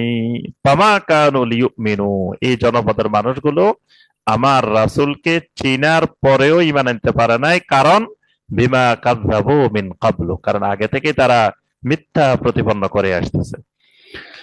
কাযালিকা ইয়াতবাউল্লাহু আলা কুলুবিল কাফিরিন, এমনি ভাবে আমি আল্লাহ কাফেরদের অন্তরের উপরে মোহর মেরে দিই। এজন্য কুফরির একটা পরিণতি হলো আল্লাহ পাক কুফরির কারণে অন্তরে সিল মারি দেন। সূরা আল বাকারার শুরুতেই খাতামাল্লাহু আলা কুলুবিহিম ওয়া আলা সামইহিম ওয়া আলা আবসারিহিম গিশাওয়া ওয়া লাহুম আযাবুন আযীম ওয়ামা ওয়াজাদনা লিআকসারিহিম মিন আহাদিন, এই জনপদের মানুষগুলাকে আমি পাই নাই। আল্লাহ পাক বলেন ওয়ামা ওয়াজাদনা, আমি পাই নাই, লিআকসারিহিম, এই জনপদের অধিকাংশ মানুষকে, মিন আহাদিন, ওয়াদা রক্ষা করতে, অঙ্গীকার রক্ষা করতে পাই নাই। মানে এরা আমি আল্লাহর সাথে ওয়াদাও রক্ষা করতো না, মানুষের সাথে করা অঙ্গীকার ও ওয়াদাও রক্ষা করতো না। অধিকাংশ মানুষকে আমি পাইছি ওয়াদা ভঙ্গকারী। وَإِنْ وَجَدْنَا أَكْثَرَهُمْ لَفَاسِقِينَ, আর এদের অধিকাংশ মানুষকে আমি পেয়েছি ফাসিক। এজন্য আল্লাহ পাক নবীকে কঠোর ভাষায় বলে দিয়েছেন, ওয়ালা তুতে আকসারা মান ফিল আরদে, খবরদার নবী আপনি জীবনে কোনোদিন অধিকাংশ মানুষের কথা শুনবেন না। মানে অধিকাংশ মানুষ সেদিকে, আমিও সেদিকে, অধিকাংশ মানুষের রায় চূড়ান্ত, খবরদার আপনি এই পন্থা, এই ফর্মুলায় আপনি যাবেন না। গেলে কি হবে? ইউদিল্লুকা আন সাবিলিল্লাহ, এই অধিকাংশ মানুষের মতামত আপনাকে আল্লাহর রাস্তা থেকে বিচ্যুত করে দিবে, গোমরাহ করে দিবে। কারণ কি? ইয়াত্তাবিউনা ইল্লা জন, দুনিয়ার অধিকাংশ মানুষেরা শুধু ধারণার অনুসরণ করে। অধিকাংশ মানুষ এলেমের উপরে চলে না, অধিকাংশ মানুষ ধারণার উপরে চলে। তো তাহলে আপনি অধিকাংশ মানুষের কথা অনুসরণ করা মানে ধারণার অনুসরণ করা। তো এখানে আল্লাহ বলছেন আমি এই যে নূহ আলাইহিস সালাম থেকে শুরু করে তোমাদের কাছে শুআয়ব আলাইহিস সালাম পর্যন্ত এই যে কতগুলো জনপদের কথা বললাম, এই জনপদের মানুষগুলোকে আমি ওয়াদা রক্ষাকারীও পাই নাই, বরং পাইছি এদেরকে অধিকাংশ মানুষকে পাইছি ফাসিক। তাহলে অধিকাংশ মানুষের মতামত ফাসিকই মতামত, ভালো মতামত হয় না। ثم بعثنا من بعدهم موسى بآياتنا إلى فرعون وملئه, এতক্ষণ গেছে শুআয়ব আলাইহিস সালামের কথার পরে, মানে প্রথমে নূহ আলাইহিস সালাম, তারপরে হুদ আলাইহিস সালাম, তারপরে সালেহ আলাইহিস সালাম, তারপরে লূত আলাইহিস সালাম, তারপরে শুআয়ব আলাইহিস সালাম। এই 5 জনের ঘটনা আল্লাহ এখানে প্রথম বর্ণনা করেছেন। করে মাঝখান দিয়ে কিন্তু কিছু কথা বলছেন আমভাবে। নবীদের কথা বলার পরে মাঝখানের আয়াতগুলো আমভাবে সবার জন্য বলছেন। আবার আল্লাহ পাক আরেকজন নবীর কথা শুরু করছেন। এটা একটু লম্বা করে আল্লাহ বর্ণনা করছেন। এই নবীর নাম হইল মূসা আলাইহিস সালাম। এই নবীর নাম বলা লাগে না, ফেরাউনের নাম বললে মুসা চলে আসে, মুসা বললে ফেরাউন চলে আসে। এদের সূরা আল মুজাম্মিলের মধ্যে আল্লাহ সুবহানাহু ওয়া তাআলা নাম বলেন নাই। আল্লাহ পাক বলছেন যে যেই রাসূল এসেছেন, যে ফাআসা ফিরআউনুর রাসূলা, সূরা আল মুজাম্মিলের মধ্যে আছে ফাআসা ফিরআউনুর রাসূলা ফাআখাযনাহু আখযাও ওয়াবিলা। ফাআসা ফিরআউনুর রাসূলা, ফিরআউন রাসূলের বিরুদ্ধাচরণ করছে, রাসূলের নাফরমানি করছে, এই কারণে আমি তাকে কঠোর আকারে পাকড়াও করছি। রাসূলের নাম বলেন নাই, আল্লাহ বলছে ফেরাউন রাসূলের নাফরমানি করছে। এখানে একটা আলিফ লাম আছে, ফাআসা ফিরআউনুর রাসূলা, রাসূলের সাথে একটা আলিফ লাম। এই 18 রকমের আলিফ লাম আছে আরবি ভাষায়। আরবি ব্যাকরণে 18 রকমের আলিফ লাম। এই একটা আলিফ লাম হলো, এই আলিফ লামের নাম হলো আহাদে খারেজি। আলিফ লামটাকে বলা হয় আলিফ লামে আহাদে খারেজি। আহাদে খারেজি মানে এই রাসূলের সাথে যে আলিফ লাম, এটা কোন রাসূল কারোর বলা লাগবে না, শুনলে সবাই বুঝে যাবে, নাম বলার দরকার নেই, সবাই জানে ফেরাউন মানে কোন রাসূল, মুসা আলাইহিস সালাম। আবার কিছু আলিফ লাম আছে, এই আলিফ লাম দ্বারা কি উদ্দেশ্য করে, যে বলে সেই ছাড়া জানে না, এটাকে বলে আলিফ লামে আহাদে জেহেনি। মানে আমার জেহেনের মধ্যে আছে, আপনারা কেউ বুঝবেন না এখানে কি। যেমন কোরআনে কিন্তু এই 18 রকমের আলিফ লামের ব্যবহার হয়েছে।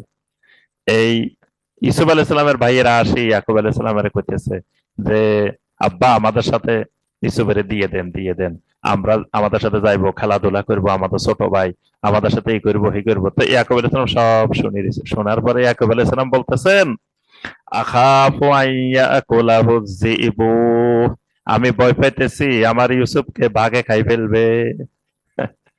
আমি ভয় পেতেছি যে আমার ইউসুফকে বাঘে খেয়ে ফেলবে। আর যিবু, এই জিবুর মধ্যে একটা আলিফ লাম আছে, বাঘে খাবে। কোন বাঘ? ওই ভাইয়েরা মনে করছে জঙ্গলের বাঘ, কিন্তু ইয়াকুব আলাইহিস সালাম জঙ্গলের বাঘের কথা বলে নাই। তিনি বুঝাইছে যে এরাই বাঘ, এরাই খেয়ে ফেলবে। এই জন্য ওখানে উনি নাম বলেন না, বলছে আমার ভয় হইতেছে আমার ইউসুফকে বাঘে খাই ফেলবে।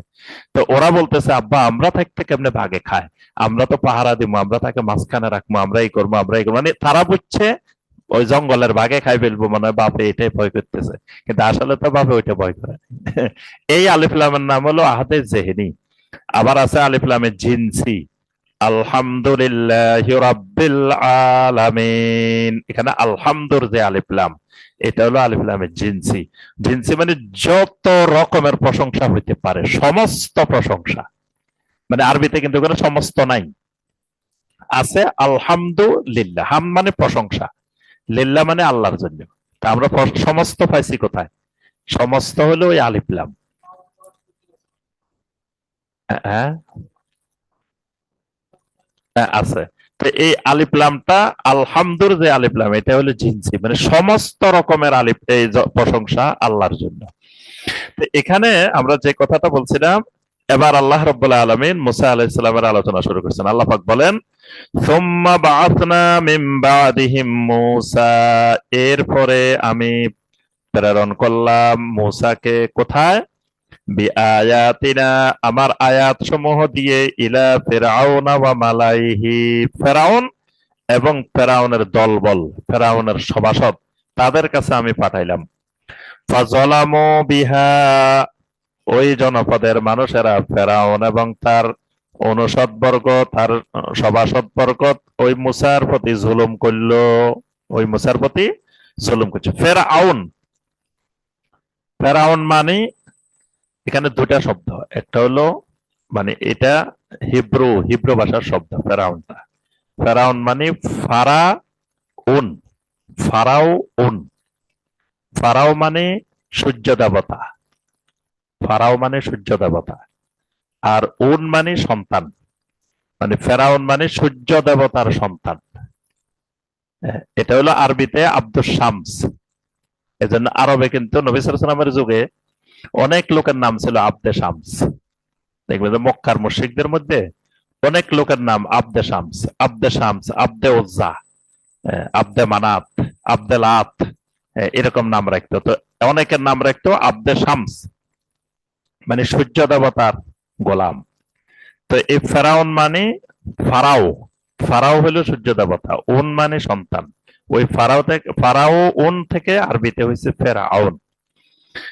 তো ফেরাউন সুনির্দিষ্ট ভাবে কারো নাম না, মানে ফেরাউনটা কারো নাম না।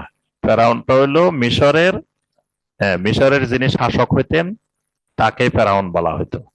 মানে তিনি সূর্য দেবতার সন্তান, সূর্য দেবতা তাকে কবুল করছে মিশরের শাসক হওয়ার জন্য, এই জন্য সে শাসক হতে পারছে। মানে তাদের আকীদাটা ছিল, বিশ্বাসটা ছিল যে সূর্য দেবতা যাকে কবুল করে সেই মানে রাষ্ট্রপতি হতে পারে, রাষ্ট্রপ্রধান হতে পারে। সূর্য দেবতা কবুল না করলে সে কোনোদিন রাষ্ট্রপ্রধান হইতে পারে না।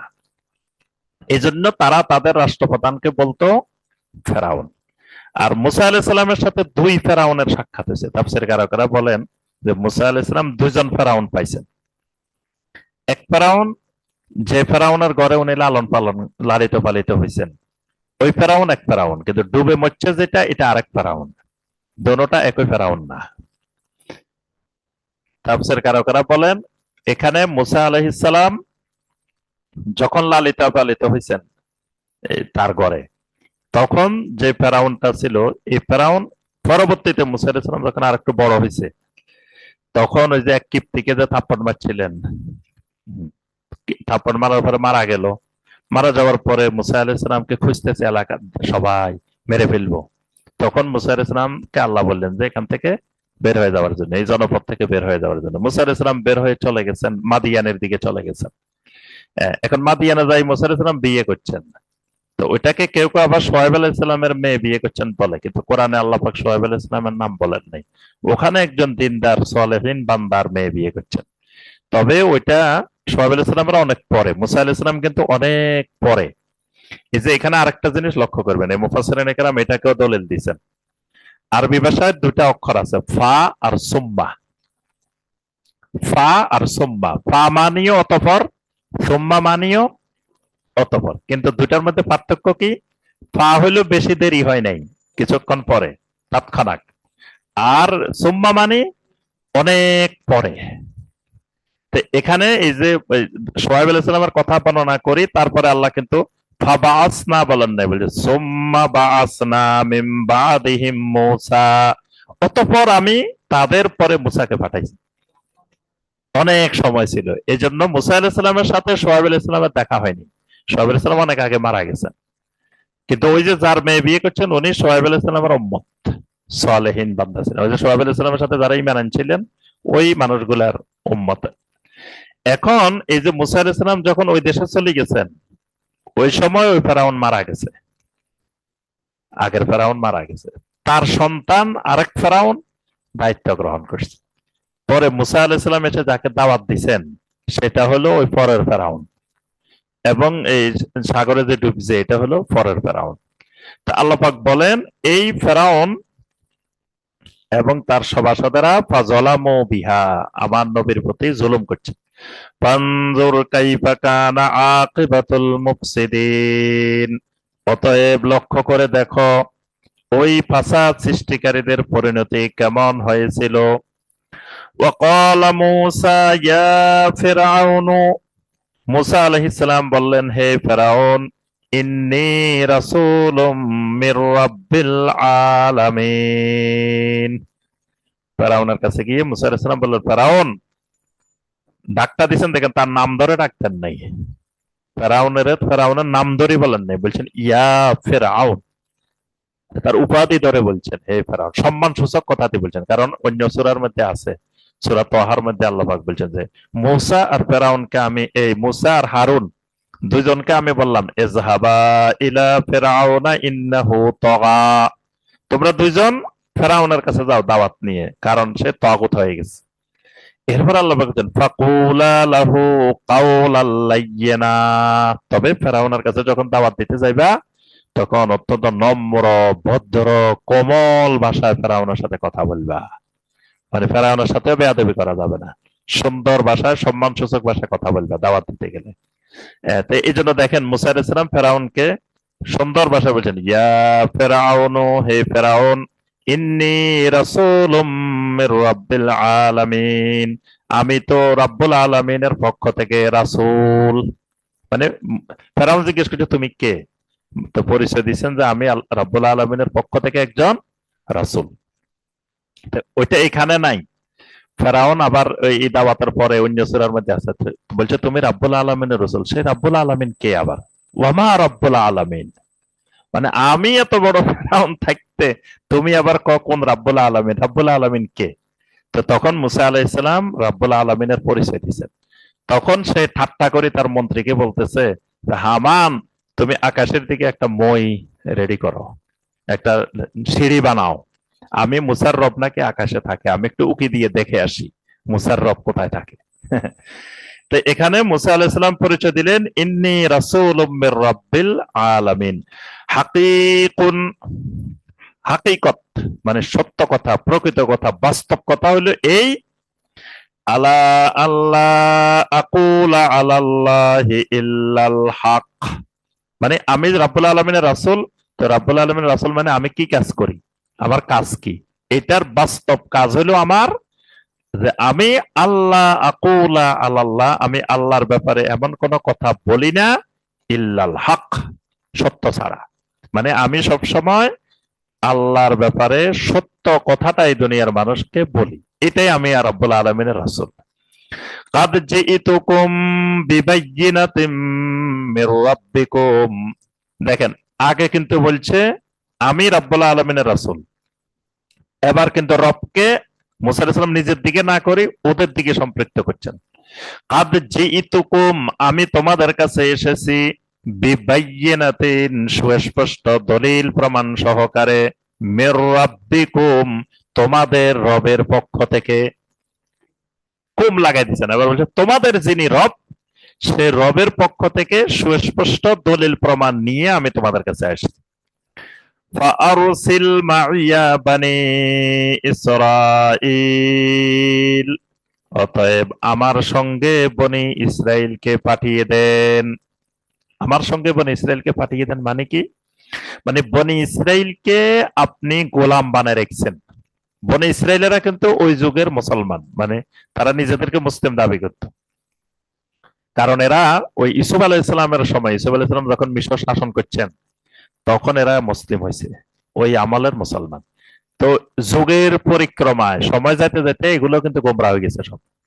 দেখবেন ওই এক সময় একটা কওম হেদায়েত প্রাপ্ত থাকে, তো এদের মধ্যে যদি সব সময় দিন না থাকে, আস্তে আস্তে আস্তে আস্তে বিভিন্ন সময় এক সময় যায় গোমরা হয়ে যায়।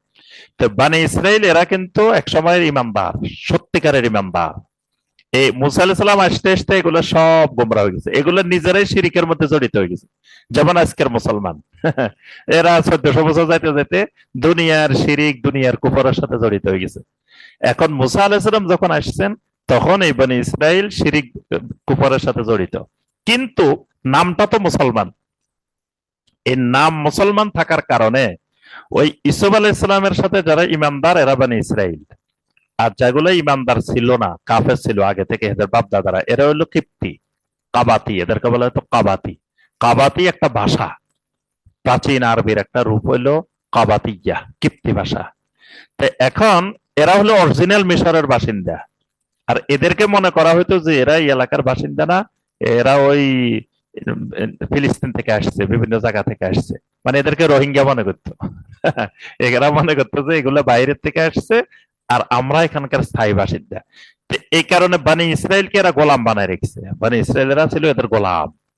রাষ্ট্রীয় কোনো পদে কোথাও এদেরকে চাকরি দিত না, কোনো ভালো জায়গায় বসাইতো না, সবসময় নিম্ন পদস্থ নিচের কাজগুলো, ময়লা পরিষ্কার করাইতো, এটা করাইতো, এটা করাইতো, কাজকর্মগুলো এদেরকে দিয়ে করাইতো বনি ইসরায়েলকে। এই জন্য মুসা আলাইহিস সালাম প্রথম গিয়ে বলছেন, কারণ মুসা আলাইহিস সালাম ওই বানি ইসরায়েলের অন্তর্ভুক্ত। এই জন্য মুসা আলাইহিস সালাম যাই বলছেন, ফাআরসিল মাইয়া বানি ইসরাঈল, এতদিন পর্যন্ত বানি ইসরায়েলের উপরে যে জুলুম করছেন এই জুলুম বন্ধ করেন, এবার বানি ইসরায়েলকে আমার হাতে ছেড়ে দেন। হ্যাঁ, শক্ত কথা। আগে কইছে সুন্দর কথা, এবার একটু কড়া ভাষা।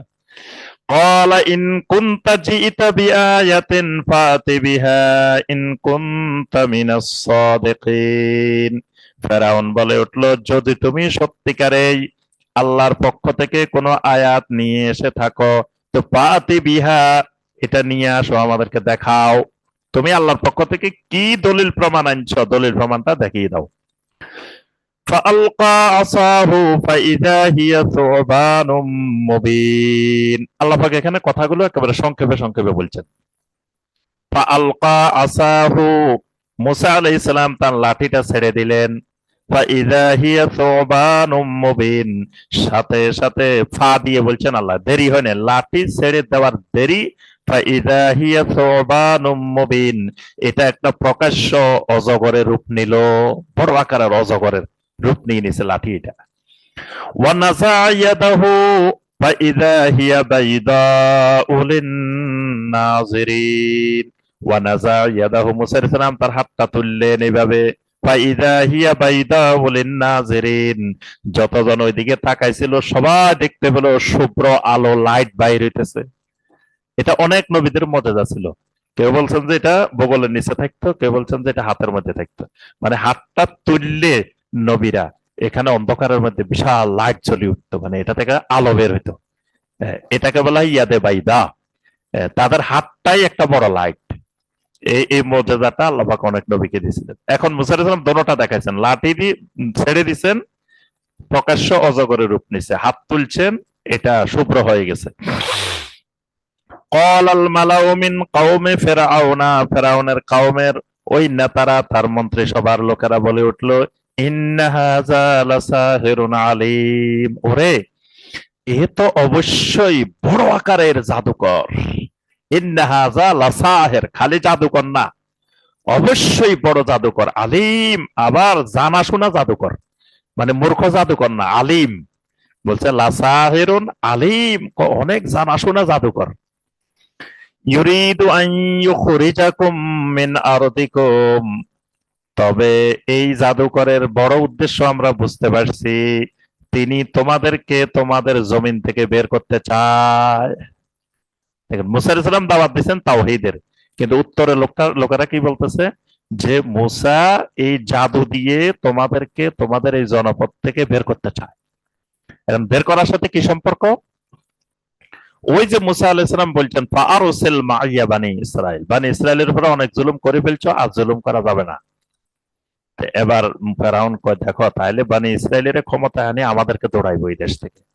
মানে মুসা আসছে বানি ইসরাইলকে প্রতিষ্ঠিত করার জন্য, আমাদেরকে দেশ থেকে বের করার জন্য। ফামাযা তা'মুরুন, আমার মন্ত্রিসভার লোকেরা তোমরা আমাকে পরামর্শ দাও, এই জাদুঘরকে কি করা যায়। তোমরা আমাকে তা'মুরুন, তোমরা আমাকে গুরুত্বপূর্ণ পরামর্শ দিতে থাকো। ক্বালু আরজিহ ওয়া আখাহু ওয়া আরসিল ফিল মাদাইনি হাশিরিন, সভাসদেরা বলে উঠলো, আরজিহ, তাকে আপনি আটক করেন, বন্দী করেন, ধরে রাখেন, যাইতে দিবেন না, কারণ এ তো জাদু দিয়ে নষ্ট করে ফেলবো সারা দেশ। এই জন্য আরজিহ, তার ব্যাপারে আপনি পদক্ষেপ গ্রহণ করেন, অর্থাৎ তাকে ধরেন। ওয়া আখাহু, সাথে সাথে তার বাইকেও গ্রেপ্তার করে নিয়ে আসেন। আর ওয়া আরসিল ফিল মাদাইনি হাশিরিন, সমস্ত শহর গুলাতে আপনি ঘোষণা দিয়ে দেন, যত জাদুকর আছে সবগুলাকে আপনি একত্রিত করেন, হাসর করেন, হাসর করে ফেলান। হাশিরিন, হাসর মানে একত্রিত করা। যত শহরে যত জাদুকর আছে সব আপনি এখানে একত্রিত করেন। ইয়াতুকা বিকুল্লি সাহিরিন আলিম, যত বড় বড় জ্ঞানী পণ্ডিত জাদুকর আছে সব জাদুকর এখানে নিয়ে আসেন। ওয়াজাআস সাহারাতু ফিরআউনা, সমস্ত জাদুকরেরা ফেরাউনের কাছে চলে আসলো। এখন জাদুকরের আগে কথা, আগে আমাদের সাথে চুক্তি করেন, তারপরে জাদুকর সব আসি কি বলে, ক্বালু ইন্না লানা লাআজরান ইন কুন্না নাহনুল গালিবিন। কয় ফেরাউন, ইন্না লানা লাআজরান, অবশ্যই আমাদের জন্য পারিশ্রমিক থাকতে হবে, মজুরি থাকতে হবে। ইন কুন্না নাহনুল গালিবিন, যদি আমরা ওই মুসা এবং তার ভাইয়ের বিরুদ্ধে বিজয়ী হই, আমাদেরকে উজরত দিতে হবে। মানে কত টাকা দিবেন, কি দিবেন আমাদেরকে, আগে সেটা চুক্তি করেন, তারপরে আমরা জাদুর খেলা দেখাবো, এর আগে দেখানো সম্ভব না। কলা নাম, অবশ্যই তোমাদেরকে মজুরি দেওয়া হবে। ফেরাউন বললে তোমাদেরকে অবশ্যই দেওয়া হবে, তবে খালি মজুরি না। ওয়া ইন্নাকুম লামিনাল মুকাররাবিন, তোমরা যদি বিজয়ী হইতে পারো, তোমরা আমার রাজ দরবারের একেবারে মুকাররাবিন হয়ে যাবা, আমার একেবারে নিকটবর্তী হয়ে যাবা। তো বাদশার নিকটবর্তী হয়ে গেলে আর কিসের উজরত দরকার কি? রাজ দরবারে থাকবা, রাজ দরবারে খাইবা, রাজ দরবারে তোমরা রাজ দরবারের লোক হয়ে যাবা, তাই তোমাদের আর কি দরকার। ক্বালু ইয়া মূসা, জাদুকরেরা বলে উঠলো, মুসা, ইম্মা আন তুলকিয়া ওয়া ইম্মা আন নাকুনা নাহনুল মুলকিন। জাদুকরেরা বললো যে মুসা, আগে কি তুমি জাদু দেখাইবা না আগে আমরা দেখাবো, কে শুরু করবে আগে? হ্যাঁ, তখন মুসা আলাইহিস সালাম বললেন, ক্বালা আলকু, মুসা আলাইহিস সালাম বললেন তোমরাই দেখাও আগে, আমি একটু দেখি আগে তোমাদের গুলা। ফালাম্মা আলকাও, যখন ওই জাদুকরেরা জাদু দেখানো শুরু করে দিল, সাহারু আয়ুনান নাস, সমস্ত মানুষের চোখগুলা জাদুবদ্ধ করে ফেললো। ওয়াস্তারহাবুহুম, তারা ওই জাদু দেখে ভয় পেয়ে গেল। ওয়াজাউ বিসিহরিন আযীম, মহান মহান বড় বড় জাদু চলে আসলো, ছোটখাটো না, একবারে সবচেয়ে বড় বড় জাদু তারা দেখানো শুরু করছে। ওয়া আওহাইনা ইলা মূসা, আল্লাহ বলেন আমি মূসাকে ওহী করলাম।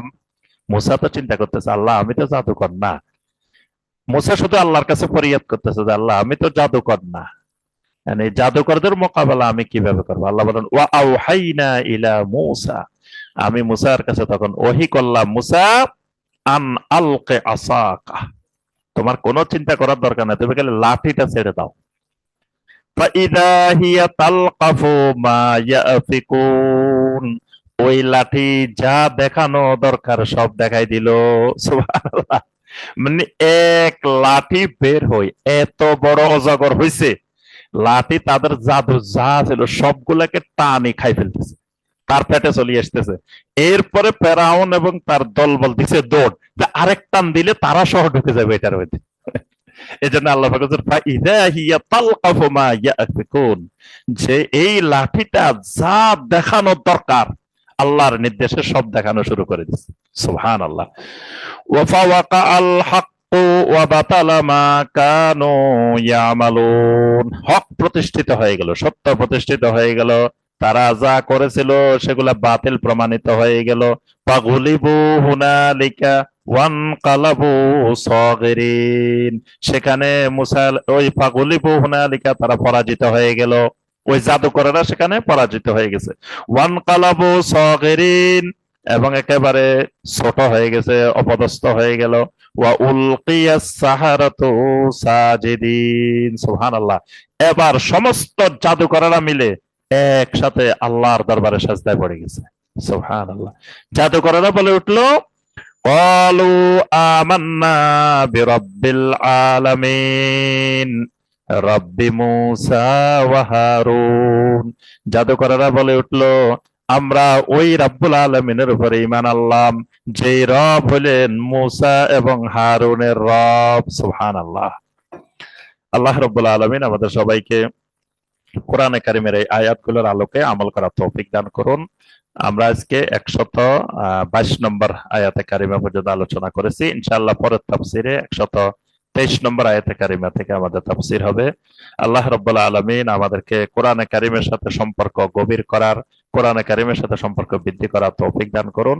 আল্লাহ রাব্বুল আলামিন রোড টু সাকসেসের এই খেদমতকে আল্লাহ পাক কবুল ও মঞ্জুর করে নিন। আল্লাহ রাব্বুল আলামিন আমাদেরকে সকল প্রকার বিপদ আপদ বালা মুসিবত থেকে হেফাজত করুন। আমিন ইয়া রাব্বাল আলামিন। সুবহানাকা আল্লাহুম্মা বিহামদিকা আশহাদু আল্লা ইলাহা ইল্লা আনতা আস্তাগফিরুকা ওয়া আতুবু ইলাইক। ওয়াসসালামু আলাইকুম ওয়া রাহমাতুল্লাহি ওয়া বারাকাতুহু।